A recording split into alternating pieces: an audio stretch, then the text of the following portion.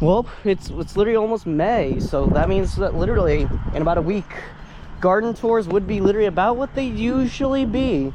I'd say usually in like the first week of May, the garden goes outside, unless this May decides to pull a 2020 and we randomly get 2.5, 3 inches of snow in the middle of it. And thank God this April decided to not pull a 2020 as well, because we got 8 inches of snow in the middle of April that year. So it's not fun, but it looks like it won't be too cold. The coldest low I see in the next 10 days is 52 degrees. Previously it was 27 degrees, but that's about as cold as it got around here. Fortunately, it looks like we're all set and ready for the season. By the way, just gonna give something right now. The cherry trees down there haven't yet bloomed. I'm not sure if they're cherry trees. There's like a combination of cherries and plum trees down there. They're not really gonna go and show signs of life probably until my garden tour, not around next Monday. I'd say it'll probably be when you start seeing some buds, and then mid-May is where they'll really be budding out. So let's get into it. So this little yard has all this stuff over here. You can see we have some flowers over here. Of course, they're showing more signs of life. When I did my late March garden tour, it's just like one thing, and then we are all set and done.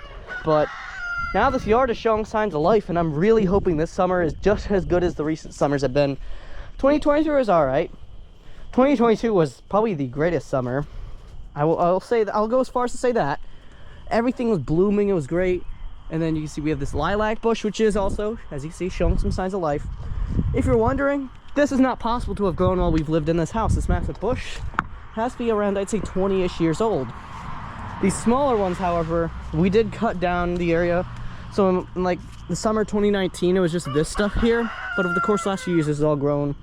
It looks decent, so I'm not going to clip it back. And right over there is the rhododendron bush, which, believe it or not, is also showing some signs of life as well. This yard is actually showing some signs of life. I mean, it's almost May. I'd say around Mother's Day weekend, which is like, what, May 14th? May 15th? I don't remember the exact date. That's usually when we have all of the leaves. Like, the trees are at least completely green, but, like, they're not, like, blooming yet. Around this time last year, all the leaves were on the trees.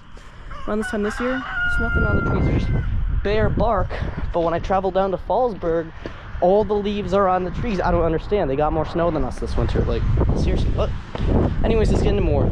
Now, as you'd probably expect, we did actually end up expanding the farm flock yard. So the entrance is a bit more wide now, a bit more broad, as you can see down there. Unfortunately, I don't know if you guys heard about it, but yeah, I only talked about this one person on YouTube so far. We unfortunately lost one of our chickens the other night, and it wasn't because like a coyote came in the yard and like killed it. No. It was way worse than that. Something that's far more grim. But what actually ended up happening was that the chicken got like some form of respiratory illness and got pretty sick. She sounded like she was screaming in pain, but like she wasn't actually screaming. That was just her breathing with a combination of pain. She looked like she was all swollen up on her leg. So my guess is that it was an infection. Fortunately, it was not bird flu. If it was, then oh boy, that would be a bigger issue. There would be a much more serious video coming out instead of me just dedicating a part of a garden tour to it. But I just want to bring awareness. If you see your chickens get sick, take them to the vet. That's what we do. It might be costly, but hey, your chicken's life depends on it. Some signs of life are showing, man. Some of these trees might not be able to bloom fully.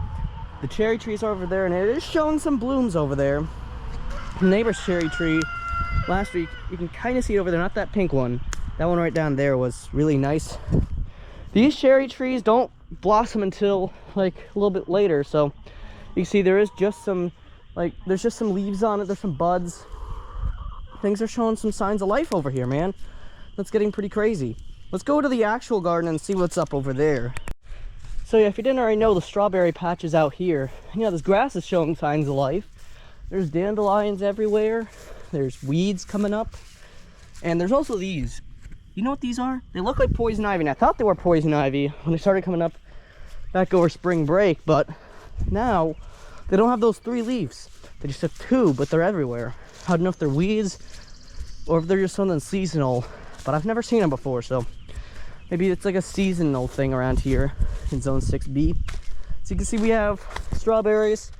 Chickens are trying to dig them up, but I'm gonna rip this thing out of here. We do not need that for sure. We need to get in here and do some weeding, probably during the first week of May. And right over here is where the actual garden will be. Right down there's the trellis. There's the gourds will be, the peppers and tomatoes will be all along here, and the sunflowers will be right along that edge fence over there. There is still some work obviously needs to be done, weeding, but I will say that the blueberries are looking like maybe this year we'll get something. Mind you, I am 5'11", and this is about 4-ish feet, so that's pretty cool, right?